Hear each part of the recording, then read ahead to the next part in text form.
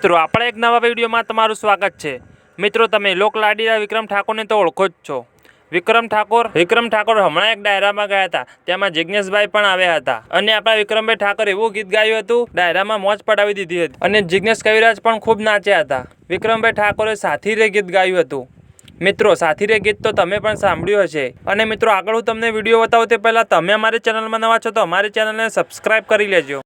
અમારા ચિરાગભાઈ એમના ધર્મપત્નીને જોયા હશે ત્યારે એમનું દિલ કેવા કેવા ગીતો ગાતું હશે। સાથી રે સાથી રે સાથી રે હો સાથી રે